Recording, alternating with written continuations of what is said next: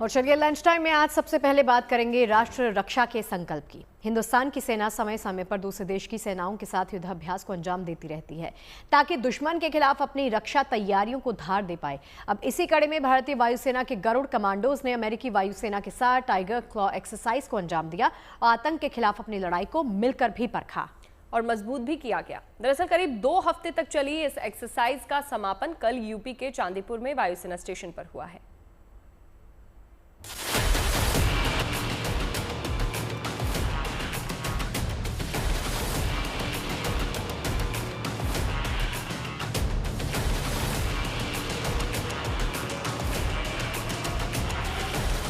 जमीन से आसमान तक पराक्रम का प्रमाण। पराक्रम ऐसा कि दुश्मन को चारों खाने चित कर दे और साहस ऐसा कि दुश्मन खौफजदा हो जाए। एक्शन से भरपूर ये तस्वीरें भारत और अमेरिका की वायुसेना के बीच हुए टाइगर क्लॉ युद्धाभ्यास की हैं, जिसमें दोनों देशों के जाबाजों ने वीरता की झलक दिखाई। भारत और अमेरिका की वायुसेना के बीच अपनी तरह का ये पहला स्वतंत्र विशेष बल अभ्यास था, जो उत्तर प्रदेश के चांदीनगर में मौजूद वायुसेना स्टेशन के गरुड़ रेजिमेंटल ट्रेनिंग सेंटर यानी जीआरटीसी पर बुधवार को संपन्न हुआ। इस अभ्यास की शुरुआत 26 मई को हुई थी। करीब 2 हफ्ते तक दोनों मुल्कों के जवानों ने जमीन से लेकर आसमान तक पराक्रम का परिचय दिया। भारतीय वायुसेना की ओर से इस युद्धाभ्यास में गरुड़ कमांडो ने हिस्सा लिया। गरुड़ कमांडो भारतीय वायुसेना की एक विशेष बल इकाई है, जिसका गठन 2004 में हुआ था। ये फोर्स आतंकवाद के खिलाफ लड़ाई में माहिर है और वायुसेना के ठिकानों की सुरक्षा करती है। इस युद्धाभ्यास के दौरान गरुड़ कमांडो ने दिखाया कि दुश्मन की चुनौतियों का सामना वो किस कुशलता से करते हैं। चुनौतियां आसमान से आए या जमीन से, दुश्मन पहाड़ों में छिपा हो या जंगलों में, ये जवान पलक झपकते ही दुश्मन के ठिकानों को नेस्त नाबूद करने का हुनर जानते हैं। टाइगर क्लॉ एक्सरसाइज को उत्तर भारत की अलग अलग जगहों पर अंजाम दिया गया। कहीं पहाड़ में जाबाजों ने अपनी ताकत दिखाई तो कहीं पानी में अपनी वीरता दिखाई। आसमान भी इनके शौर्य से गूंज उठा। भारत और अमेरिका की वायुसेना पहले भी कई युद्धाभ्यासों को अंजाम देती रही है। दोनों देश द्विपक्षीय कोप इंडिया सहित कई हवाई अभ्यास करते हैं और तरंग शक्ति और रेड फ्लैग जैसे दूसरे बहुराष्ट्रीय अभ्यासों में भी भाग लेते हैं। लेकिन भारत और अमेरिका की वायुसेना के स्पेशल फोर्सेस के बीच अपनी तरह का ये पहला स्वतंत्र विशेष बल अभ्यास किया गया।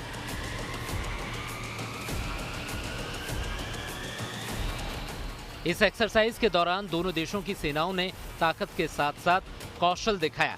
स्पेशल ऑपरेशन के दौरान दुश्मन के खिलाफ दोनों सेनाएं किस तरह की रणनीति अपनाती हैं, किस तरह दुश्मन को उसके अंजाम तक पहुंचाती हैं। इस जॉइंट ट्रेनिंग के दौरान दोनों सेनाओं ने अभ्यास के साथ साथ अनुभव और महत्वपूर्ण जानकारियां भी शेयर की। इस जॉइंट एक्सरसाइज का मकसद युद्ध कौशल विकसित करना, सैन्य क्षमताओं को मजबूत करना और दोनों सेनाओं के बीच आपसी तालमेल और बेहतर बनाना था। इस तरह के युद्धाभ्यास का मकसद न सिर्फ अपनी रक्षा तैयारियों को परखना है, बल्कि स्पेशल ऑपरेशन के दौरान दुश्मन के खिलाफ ऐसा सुरक्षा कवच तैयार करना है जिसे तोड़ पाना किसी के लिए भी नामुमकिन हो। Bureau report, good news today. और अब बात कर लेते हैं भारतीय नौसेना के पराक्रम की। भारतीय नौसेना ने उत्तरी अरब सागर में यूके कैरियर स्ट्राइक ग्रुप के साथ पैसेज अभ्यास में भाग लिया, जिसमें भारतीय नौसेना के स्टील्थ फ्रिगेड आईएनएस तबर, पनडुब्बी और PA-2I विमान ने 9 और 10 जून को उत्तरी अरब सागर में पैसेज अभ्यास किया है। देखिए, ये अभ्यास यूके के रॉयल नेवी के कैरियर स्ट्राइक ग्रुप के साथ आयोजित किया गया था। यूके नेवी की ओर से HMS प्रिंस ऑफ वेल्स और HMS रिचमंड युद्धपोत शामिल हुए। 2 दिनों की इस एक्सरसाइज के दौरान दोनों देशों की नौसेनाओं ने सामरिक युद्धाभ्यास पनडुब्बी रोधी अभियान को अंजाम दिया। इस जॉइंट एक्सरसाइज का मकसद दोनों देशों की नौसेनाओं के बीच में आपसी समझ बढ़ाना, तालमेल बेहतर करना था, समुद्री सुरक्षा के लिए प्रतिबद्धता सुनिश्चित करना और आपसी भागीदारी को बढ़ाना था।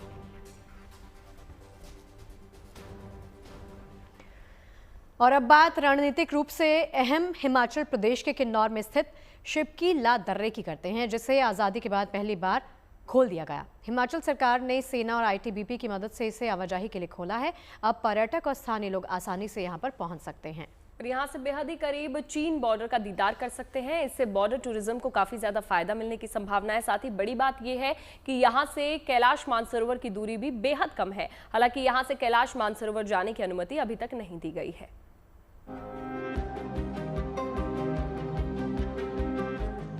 रणनीतिक रूप से बेहद अहम शिबकी ला दर्रा को आजादी के बाद पहली बार आवाजाही के लिए खोल दिया गया है। शिबकी ला पास हिमाचल प्रदेश में तिब्बत बॉर्डर पर मौजूद है। इससे पहले यहाँ पर केवल व्यापारिक गतिविधियाँ ही होती थी, लेकिन अब यहाँ पर टूरिस्ट और आम लोग भी जा सकेंगे।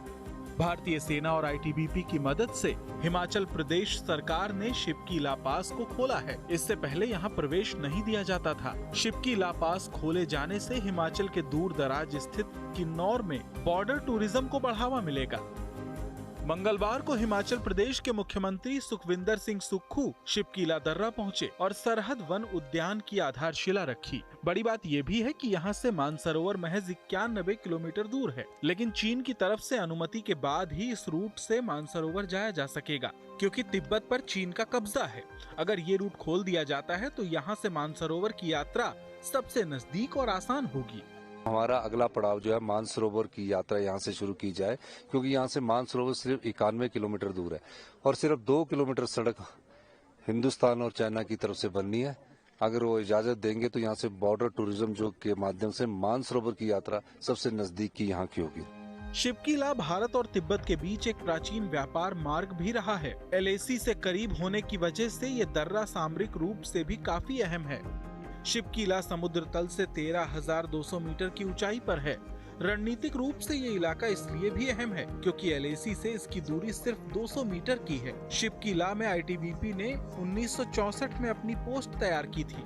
सर्दियों में यहाँ का तापमान -25 डिग्री सेल्सियस तक पहुँच जाता है। अब तक ये क्षेत्र केवल स्थानीय निवासियों और सीमित व्यापार गतिविधियों के लिए खुला था। हालांकि डोकलाम की घटना और कोरोना के बाद 2020 से व्यापार बंद है, लेकिन अब पर्यटकों और आम लोगों के लिए भी इस दर्रे को खोल दिया गया है। अब भारतीय नागरिक अपना पहचान पत्र दिखाकर आसानी से भारत तिब्बत की सीमा तक पहुंच सकते हैं और चीन के बॉर्डर की झलक और रोमांच का लुत्फ भी उठा सकते हैं। उम्मीद है कि आने वाले दिनों में भारत तिब्बत के बीच व्यापार फिर से शुरू होगा। शिवानी शर्मा के साथ bureau report, good news today. और अब बात कर लेते हैं गाइड के जाबाजी की, जिसने अपने साहस और सूझबूझ से एक टूरिस्ट की जान बचाई है। घटना ऋषिकेश की है, जहां पर रिवर राफ्टिंग के दौरान एक टूरिस्ट गंगा नदी में डूबने लगा, लेकिन वहां पर मौजूद गाइड ने तुरंत ही सूझबूझ दिखाते हुए उसे समय रहते बचा लिया। और इस पूरी घटना का वीडियो अब सोशल मीडिया पर तेजी से वायरल हो रहा है, जिसमें देखा जा सकता है कि कैसे गाइड ने मसीहा बनकर एक पर्यटक की जान बचाई। एक तरफ यहाँ पर गाइड की तत्परता की हर ओर सराहना हो रही है। ये घटना न केवल गाइड के साहस का प्रमाण है, बल्कि ये भी सीख देती है कि राफ्टिंग जैसे एडवेंचर स्पोर्ट्स में सुरक्षा के सभी नियमों का पालन करना बेहद जरूरी है।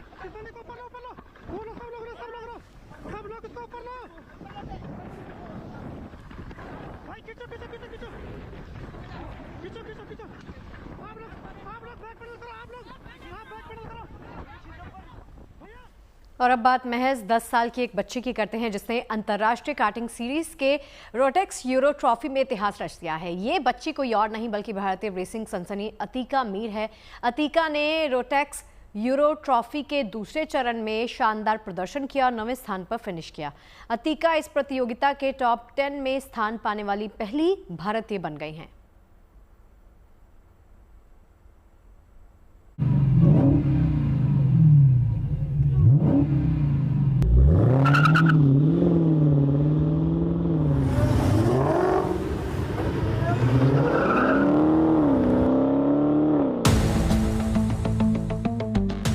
छोटी सी उम्र और बड़ी काया, ये है श्रीनगर की रहने वाली अतिका मीर की पहचान। मोटर स्पोर्ट्स जगत में अपने शानदार प्रदर्शन से सनसनी मचाने वाली अतिका ने इतिहास रच दिया है। महज 10 साल की अतिका मीर ने इंटरनेशनल कार्टिंग सीरीज के रोटैक्स यूरो ट्रॉफी में बड़ी उपलब्धि हासिल की है। एक्सेल जीपी स्पोर्टेड अतिका ने स्टील रिंग्स सर्किट में आयोजित रोटैक्स यूरो ट्रॉफी में 9वां स्थान हासिल किया है और ऐसा कर ये टॉप 10 में जगह बनाने वाली भारत की पहली खिलाड़ी तो बनी ही, साथ ही ऐसा करने वाली पहली एशियाई ड्राइवर भी बन गई हैं। रोटैक्स यूरो ट्रॉफी उन ड्राइवरों के लिए एक प्रमुख अंतर्राष्ट्रीय कार्टिंग चैंपियनशिप है जो रोटैक्स मैक्स इंजन का इस्तेमाल करते हैं। ये वर्ल्ड लेवल पर सबसे लोकप्रिय कार्ट इंजनों में से एक है। अतिका के चेहरे पर गजब का आत्मविश्वास है और रेसिंग के रोमांच की खुशी साफ देखी जा सकती है। अतिका दुनिया की सबसे कम उम्र की महिला मोटर स्पोर्ट्स ड्राइवर बनने का अद्भुत रिकॉर्ड कायम कर चुकी है। ये फॉर्मूला 1 से फाइनेंशियली और टेक्निकल सपोर्ट पाने वाली पहली भारतीय है। 2023-24 में 10 वर्ष से कम उम्र में अतिका दुनिया की सबसे ज्यादा समय तक कार्ट करने वाली फीमेल है और फ्रांस के ले मैंस में रोटैक्स इंटरनेशनल ट्रॉफी में रेस जीतने वाली एकमात्र फीमेल। अतिका ने महज 6 साल की उम्र में FIA इंटरनेशनल कार्टिंग चैंपियनशिप जीती थी। दुबई में लैप रिकॉर्ड तोड़ने वाली पहली भारतीय फीमेल ड्राइवर हैं। इंटरनेशनल कार्टिंग चैंपियनशिप में दूसरे पायदान पर रह चुकी हैं। अतिका पहली इंडियन फीमेल ड्राइवर हैं जो अंतर्राष्ट्रीय कार्टिंग चैंपियनशिप में पेशेवर के रूप में शामिल हुई। वो UAE लाइसेंस वाली ड्राइवर हैं। अतिका को F1 अकेडमी ने भी चुना है जो फॉर्मूला 1 द्वारा संचालित महिलाओं के लिए रेसिंग सीरीज है। अतिका F1 अकेडमी के लिए डिस्कवर योर ड्राइव प्रोग्राम में भाग लेने के लिए अनुबंधित होने वाली पहली भारतीय और एशियाई हैं। 2021 में रेसिंग की शुरुआत करने वाली अतिका एक रेसिंग परिवार से ही आती हैं। इनके पिता आसिफ नजीर भारत के पहले राष्ट्रीय कार्टिंग चैंपियनशिप और फॉर्मूला एशिया वाइस चैंपियन हैं और उन्हीं के साथ अतिका ने रेसिंग के अपने सफर की शुरुआत की। Started first like with my dad. He was like a Formula Asia vice champion, and I got inspired by that. So then I wanted to also start karting and driving and be inspiration by him. So actually, like I'm sure like some people right now think my inspiration is Max Verstappen, but it actually started with my dad.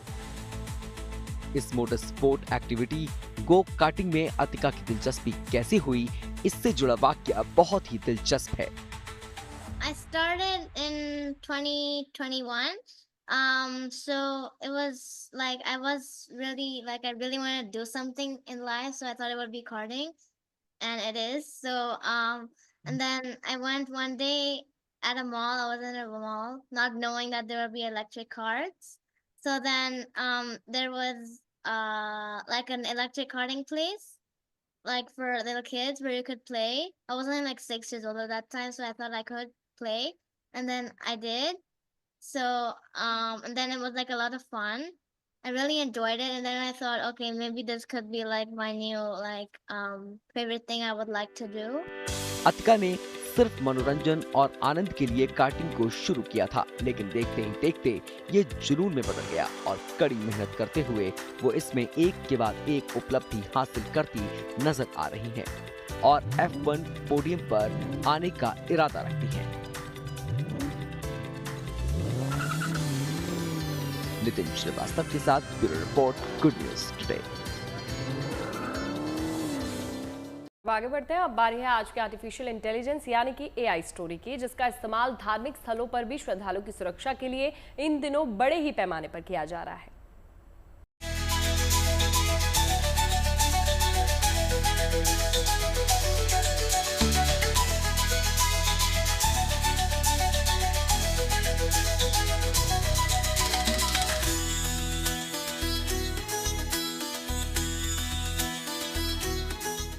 हर क्षेत्र में तकनीक की भूमिका लगातार बढ़ती जा रही है। खासकर आर्टिफिशियल इंटेलिजेंस का असर हर सेक्टर में दिखाई दे रहा है। इंटरेस्टिंग यह है कि एआई तकनीक अब आस्था के धामों का सुरक्षा घेरा बनकर उभरी है। ये 3 तस्वीरें इसी की झलक पेश करती हैं। रामनगरी अयोध्या की सुरक्षा को एआई तकनीक और मजबूती दे रहा है। यहाँ 10,000 एआई लिंक्ड सीसीटीवी कैमरों ने सुरक्षा बलों का काम आसान बना दिया है। वहीं अमरनाथ यात्रा की बात करें तो हर साल ये यात्रा सुरक्षा एजेंसियों के लिए चुनौती रही है। इस साल 3 जुलाई से शुरू हो रही अमरनाथ यात्रा के लिए भक्तों का उत्साह भी देखते ही बनता है। अब तक 3,40,000 श्रद्धालु यात्रा के लिए रजिस्ट्रेशन करा चुके हैं, लिहाजा उनकी सुरक्षा के लिए प्रशासन मुस्तैद है। यात्रा मार्ग पर 700 हाई डेफिनेशन सीसीटीवी लगाए गए हैं और चप्पे चप्पे की निगरानी की जा रही है। इस साल अहमदाबाद की जगन्नाथ यात्रा में एआई कैमरों और ड्रोन से क्राउड मैनेजमेंट किया जाएगा ताकि आस्था भक्ति की यात्रा में भक्तों को सुगम आध्यात्मिक लाभ मिल सके। भगवान जगन्नाथ की रथ यात्रा को लेकर तमाम विधि विधान निभाने के साथ ही भव्य तैयारी चल रही है। ऐसे में 27 जून को होने वाली रथ यात्रा से पहले भगवान की स्नान यात्रा संपन्न हुई। पुरी से लेकर अहमदाबाद समेत और कई जगह इसका आयोजन किया गया।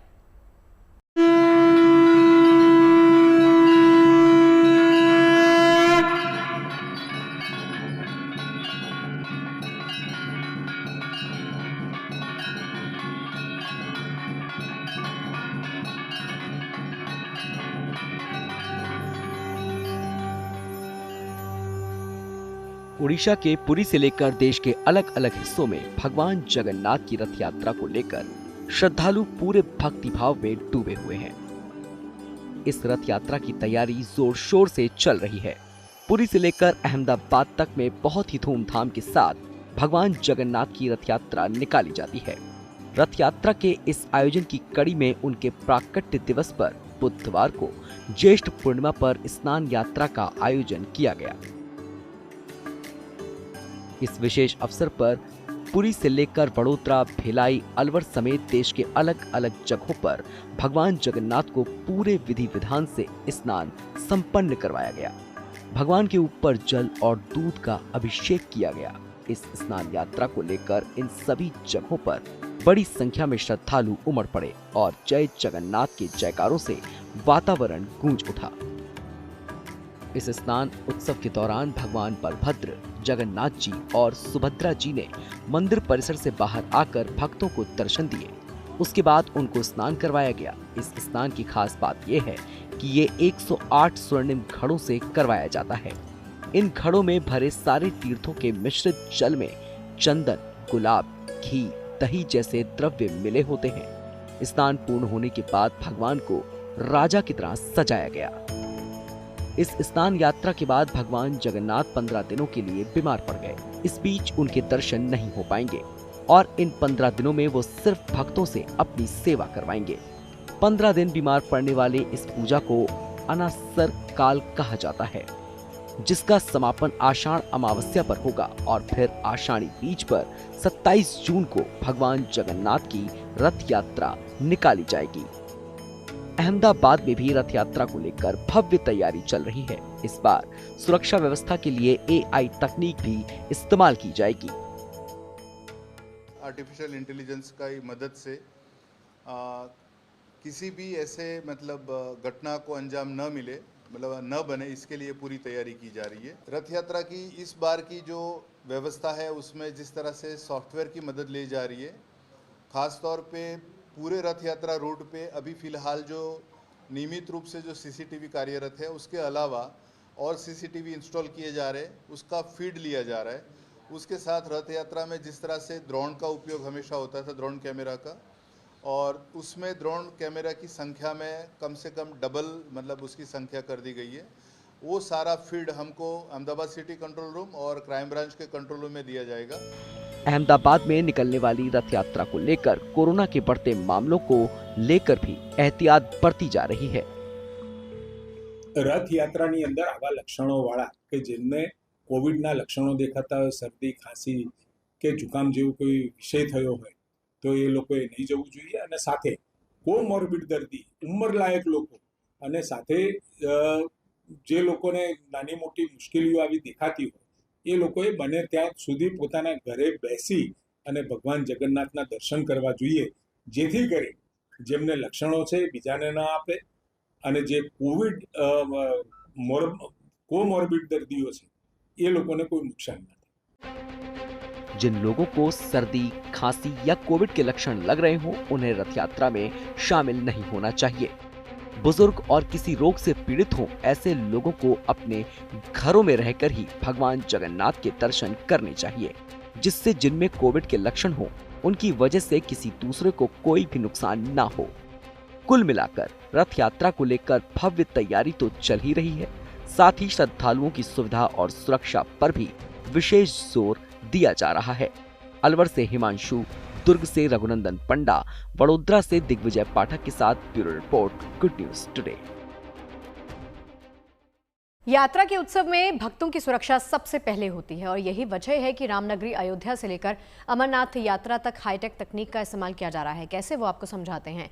मंदिरों में भारी भीड़ को देखते हुए हर चेहरे की निगरानी के लिए हाईटेक तकनीक की व्यवस्था यहां पर की जा रही है। भक्तों की सुरक्षा के लिए ज्यादातर मंदिरों और यात्रा की निगरानी के लिए खास सॉफ्टवेयर AI यानी आर्टिफिशियल इंटेलिजेंस का इस्तेमाल किया जा रहा है। मंदिर परिसर में लगे सीसीटीवी को AI तकनीक से जोड़ा जा रहा है। AI चेहरा पहचानने, कपड़े से व्यक्ति की पहचान करने और स्केच के जरिए संदिग्ध की लोकेशन बताने में मदद करता है और इस तकनीक का अयोध्या में रामनगरी से लेकर अमरनाथ यात्रा तक इस्तेमाल किया जा रहा है। अब रामनगरी में 10,000 सीसीटीवी को AI तकनीक से जोड़ा जा रहा है। दरअसल श्रद्धालुओं की भारी भीड़ की वजह से और उनकी सुरक्षा की वजह से ज्यादातर मंदिरों में और यात्राओं में AI की मदद भी ली जा रही है। अहमदाबाद में जगन्नाथ यात्रा में भीड़ पर पैनी नजर रखने के लिए AI तकनीक का ही सहारा लिया जा रहा है। भीड़भाड़ वाले इलाकों और संकरी गलियों में भगदड़ से बचने के लिए सीसीटीवी को AI तकनीक से जोड़ा गया है। वहीं यात्रा की निगरानी के लिए ड्रोन का इस्तेमाल भी किया जा रहा है। देखिए, इसके अलावा अमरनाथ यात्रा की निगरानी के लिए 700 सीसीटीवी कैमरा लगाए गए हैं। सभी 700 सीसीटीवी कैमरा को AI तकनीक से ही जोड़ा गया है। AI सॉफ्टवेयर हर चेहरा को पहचानने में मदद करता है और चेहरे स्कैन करके हर जानकारी वो देता है और अगर कोई अपराधी पाया जाता है तो तत्काल अलर्ट भेजता है AI सॉफ्टवेयर।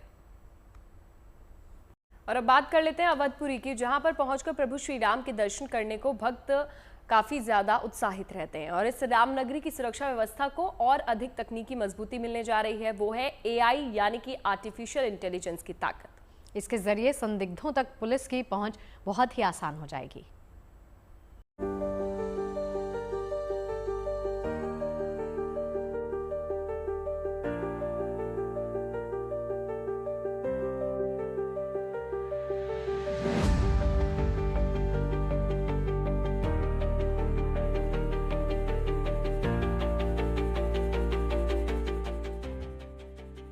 राम मंदिर निर्माण और जनवरी 2024 में प्राण प्रतिष्ठा के बाद से हर दिन बड़ी संख्या में लोग अयोध्या पहुंच रहे हैं और भगवान राम के दर्शन कर धन्य हो रहे हैं। श्रद्धालुओं की सुविधा के साथ ही उनकी सुरक्षा का भी पूरा ध्यान रखा जा रहा है। रामनगरी में अब सुरक्षा व्यवस्था को और धार देने का काम किया जा रहा है। इसी कड़ी में अब आर्टिफिशियल इंटेलिजेंस यानी AI की अब बड़ी भूमिका होगी। अब अयोध्या में चप्पे चप्पे पर लगे 10,000 सीसीटीवी कैमरे एक खास सॉफ्टवेयर से लिंक होंगे, जो पल भर में संदिग्ध चेहरों की पहचान कर पुलिस तक अलर्ट पहुंचाएंगे। जैसे ही कोई अपराधी कैमरे की नजरों में आएगा, वैसे ही कंट्रोल रूम अलर्ट हो जाएगा। यानी पुलिस को अब सड़कों पर संदिग्धों की तलाश में भटकना नहीं पड़ेगा। सब कुछ तकनीक के इशारे पर होगा। नई तकनीक से अब किसी संदिग्ध का स्केच अपलोड किए जाने के साथ ही उसकी लोकेशन ट्रैक की जा सकेगी। खास बात यह है कि संदिग्ध के कपड़े भी अब पहचान का जरिया बनेंगे। किसी खास रंग के कपड़े पहने व्यक्ति तक अगर पहुंचना होगा तो AI कैमरे उस रंग के कपड़े पहनने वालों की फहरिस्त तैयार कर देगा। यहाँ के थ्रेट परसेप्शन के हिसाब से एक लगातार जो भी सुरक्षा योजनाएं हैं उनको लगातार अपग्रेड किया जाता है, लगातार उसका उन्नयन किया जाता है। उसी क्रम में यहाँ पर आपने देखा होगा कि रेवराइन सिक्योरिटी पे टीदर ड्रोन के माध्यम से और GPS बेस्ड ट्रैकिंग सिस्टम के माध्यम से हमने व्यवस्थाएं सुनिश्चित करी हैं और साथ ही साथ हमने विभिन्न प्रकार की टेक्नोलॉजी का अपग्रेडेशन अपने CCTV कैमरों में भी किया हुआ है। AI उसमें से एक है और हम उसके माध्यम से इस लगातार जो हमारी नीड्स हैं, जो हमारी आवश्यकता है, उसको लेकर के लगातार जगह जगह पर उसे अपडेट कर रहे हैं। इस तकनीक सिक्योरिटी सिस्टम के साथ ही मैनुअल मुखबिर तंत्र भी सक्रिय रहेगा। स्थानीय मल्लाह गोताखोर जैसे और भी महत्वपूर्ण जानकारी उपलब्ध कराने को तरजीह दी जाती रहेगी। अयोध्या से मयंक शुक्ला के साथ bureau report, good news today. Gujarat के अंबाजी मंदिर में पूर्णिमा की पूजा के लिए बड़ी संख्या में भक्तों की भीड़ जुटी। इस खास मौके पर मंदिर को खूबसूरत फूलों के साथ आम के साथ सजाया गया। इस मंदिर में पूर्णिमा की पूजा का विशेष महत्व माना गया है। इस पूजा में शामिल होने के लिए दूर दूर से भक्त अंबाजी मंदिर पहुंचते हैं।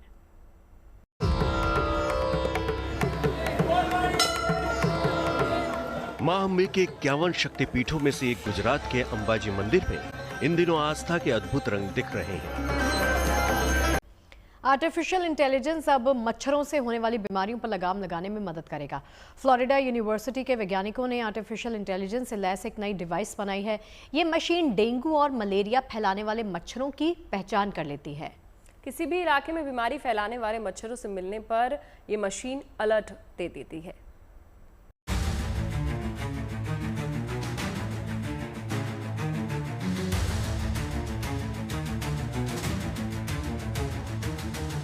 डेंगू और मलेरिया जैसी घातक बीमारियां फैलाने वाले ये मच्छर सदियों से इंसानों के लिए मुसीबत का सबब बने हुए हैं, लेकिन अब इन मच्छरों पर आर्टिफिशियल इंटेलिजेंस की मदद से लगाम लगाने की तैयारी कर ली गई है।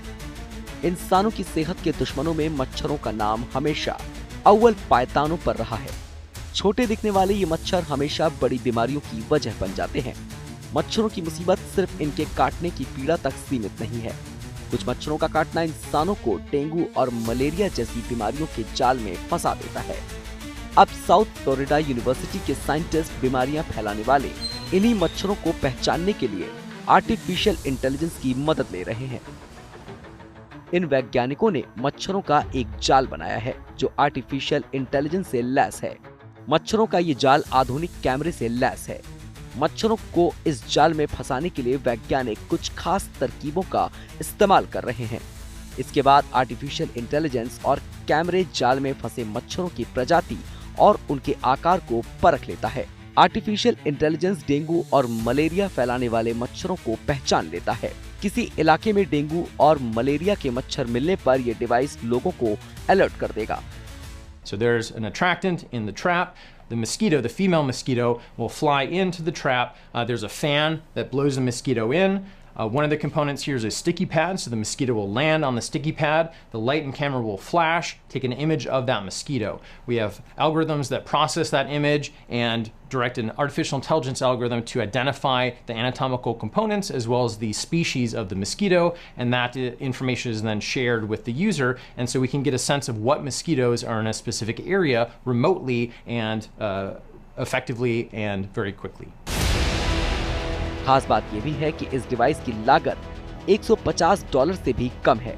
कम लागत की वजह से इस डिवाइस को व्यापक स्तर पर वितरित किया जा सकता है। ये मशीन डेंगू और मलेरिया जैसी बीमारियों के दस्तक देने से पहले ही लोगों को आगाह कर सकती है। डेंगू और मलेरिया का संक्रमण हर साल लाखों लोगों को अपना शिकार बनाता है। ये बीमारियां बच्चों के लिए घातक होने के साथ साथ बड़ों की सेहत के लिए भी खतरनाक हैं। मच्छरों पर बचाव के लिए लोग बरसों से धुएं वाले कॉइल और शरीर पर लगाने वाले मलहल का इस्तेमाल कर रहे हैं, लेकिन इन तमाम उपायों के बावजूद मच्छरों से होने वाली बीमारियों पर ब्रेक लगाना मुमकिन नहीं हो पा रहा है। मलेरिया मादा एनाफ्लीज मच्छर के काटने से होता है और डेंगू एडीज मच्छर फैलाते हैं। अब इस नए डिवाइस की मदद से वैज्ञानिक बीमारी फैलाने वाले इन्हीं मच्छरों की पहचान करने में जुटे हुए हैं। किसी खास इलाके में अगर ये मच्छर पाए जाते हैं तो उस इलाके के लोगों को इन बीमारियों से बचाव करने की चेतावनी दी जा सकती है। वक्त रहते खतरे की चेतावनी देकर ये डिवाइस हर साल लाखों लोगों की जान बचा सकती है। Bureau report, good news today. 2024 Olympic के दौरान दिखा विशाल हॉट एयर बलून एक बार फिर से पेरिस में दिखने लगा है। जनता की मांग पर एक बार फिर से इस बलून को आसमान में उड़ाया जा रहा है। इसे देखने के लिए दूर दूर से लोग एफिल टावर के पास जुट रहे हैं। गर्मियों के मौसम में इसे अगले 3 साल तक उड़ाने का फैसला किया गया है।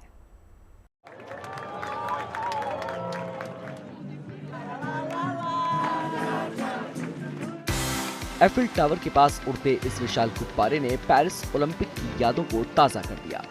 पेरिस ओलंपिक 2024 के दौरान ट्यूलरिज गार्डन में उड़ते इस गुब्बारे की तस्वीरों ने पूरी दुनिया का ध्यान आकर्षित किया था। अब जनता की मांग पर 1 साल बाद इस ओलंपिक कॉल्ड्रन की वापसी हुई है।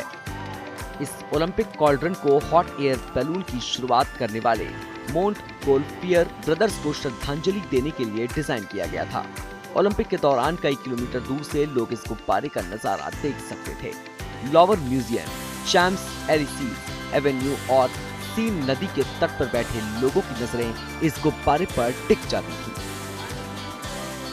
Ça émettre l'idée, l'hypothèse, et sans doute la volonté, de garder la vasque olympique pour toujours, ou en tout cas plus longtemps que le simple temps des Jeux olympiques.